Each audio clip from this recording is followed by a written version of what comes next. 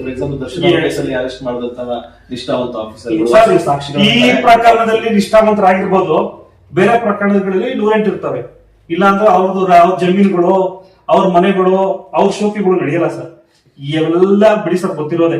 ಇವಾಗ ಮಾಧ್ಯಮಗಳು ಕ್ಯಾಮ್ರಾ ಬಂದ ತಕ್ಷಣ ಬೇರೆ, ಕ್ಯಾಮ್ರಾ ಇರ್ಬೇಕಂದ್ರೆ ಇನ್ನೊಂದು. ಇವ್ರ ಬಾಯಿ ಔಚ ಶಬ್ದಗಳೇ ಬರಲ್ವಾ? ಇವ್ರ ಬಾಯಿ ಔಚ ಶಬ್ದಗಳೇ ಬರಲ್ಲ. ಇವರೆಲ್ಲ ಶ್ರೀರಾಮಗಳ ಹಂಗಂದ್ರೆ ಇದು ರಿಯಾಲಿಟಿ ಸರ್. ಒಪ್ಕೊಳ್ಳಿ ನೀವು. ರಾಮನ ಹಂಗಾದ್ರೆ ₹1 ಮುಟ್ಟಿಲ್ವಾ? ಎದೆ ಇಟ್ಕೊಂಡು ಹೇಳ್ಕೊಂಡ್ಬಿಡ ನೋಡೋಣ. ನೀವು ಮಾಧ್ಯಮದಲ್ಲಿ ಬಂದಾಗ ಇದು ಹೆಸರು ಮಾಡಕ್ಕೆ ಮಾಡ್ಬೋದು. ದರ್ಶನ್ ಕೇಸನ್ನು ಕೂಡ ನೀವು ಹೆಸರು ಮಾಡಕ್ಕೆ, ಆಚೆ ಬರಕ್ಕೆ, ಎಲ್ಲ ಕಡೆ ನೀವು ಹೀರೋ ಒಳಗಕ್ಕೆ ದರ್ಶನ್ ಕಾರಣ ಆದ್ರು ಅಷ್ಟೇ. ನೀವ್ ಹೀರೋ ಒಳಗಕ್ಕೆ ಅವ್ರ ಕಾರಣ ಆದ್ರು ಅಷ್ಟೇ. ಈ ಎಲ್ಲ ಪ್ರಕರಣ ಹಂಗೆ ಮಾಡ್ಬಿಡ್ತೀರಾ? ಬರೀ ಒಂದು ಅತ್ಯಾಚಾರ ಕೇಸ್ದಲ್ಲಿ ನಾನೇ ಒಂದು ಸಾಕ್ಷಿ ಕೊಡ್ತೀನಿ, 6 ತಿಂಗಳ ಆರೋಪಿನ ಅರೆಸ್ಟ್ ಮಾಡಿಲ್ಲ, ಯಾಕಪ್ಪ ಮಾಡಿಲ್ಲ? ಅಲ್ಲಿ ಕ್ಯಾಮ್ರಾಗಳು ಬಂದಿರ್ಲಿಲ್ಲ, ಅಲ್ಲಿ ಯಾವ್ದು ನ್ಯೂಸ್ ಇರ್ಲಿಲ್ಲ.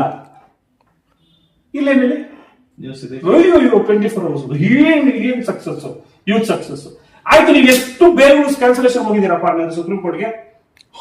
ಇದು ಆಕ್ಚುಲಿ ಈ ತರ ಕೇಸಲ್ಲಿ ಎಷ್ಟೋ ಕೇಸ್ಗಳಿದೆ. ಈ ತರ ಕೊಲೆ ಕೇಸ್ ಎಷ್ಟೋ ಕೇಸ್ ಇದೆ. ಹೌದು. ಎಷ್ಟು ಕೇಸಲ್ಲಿ ಸುಪ್ರೀಂ ಕೋರ್ಟ್ಗೆ ಅಪೀಲ್ ಮಾಡಿದ್ದಾರೆ? ಎಷ್ಟಿದೆ? ಇಲ್ಲ. ಎಲ್ಲ ಏನೋ ದೊಡ್ಡ ನನ್ನ ನಿಯತ್ತು, ನಾನು ಎಲ್ಲ ಸುಳ್ಳು ಸರ್. ಎಲ್ಲ ನಾಟಕ. ರಾಜ್ಕುಮಾರ್ ಒಂದು ಒಳ್ಳೆ ಆಳಿದೆ, ಎಲ್ಲ ನಾಟಕ. ವಿಷ್ಣುವರ್ಧನ್ ಒಂದಿದೆ, ಎಲ್ಲ ನಾಟಕ. ಎಷ್ಟು ಚೆನ್ನಾಗಿದೆ ಅಷ್ಟೇ. ಎಲ್ಲ ನಾಟಕ. ಎಲ್ಲಿ ಕ್ಯಾಮ್ರಾಗಳಿದ್ದು ಅಲ್ಲಿ ಪೋಸ್ಟ್ ಕೊಟ್ಟು ನಾನೇ ನಿಯತ್ತು, ನಾನೇ ಅಂತ ನೋಡೋಣ. ರಿಟೈರ್ಡ್ ಆಗುತ್ತೋ ಅಥವಾ 10 ವರ್ಷದಲ್ಲೋ ಯಾರೋ ಒಬ್ಬ ಬರ್ತಾರೆ, ಇನ್ನು 5 ವರ್ಷದ ಯಾರೋ ಬಿಡ್ದಾಕ್ತಾರೆ. ನಿನ್ನ ಆಸ್ತಿಗಳು ಎಲ್ಲೆಲ್ಲಿ ಎಷ್ಟೆಷ್ಟಿದ್ದಾವೆ ಅಂತ ಯಾರೋ ಬಿಡ್ದಾಕ್ತಾರೆ. ನೋಡೋಣ ಅವಾಗ.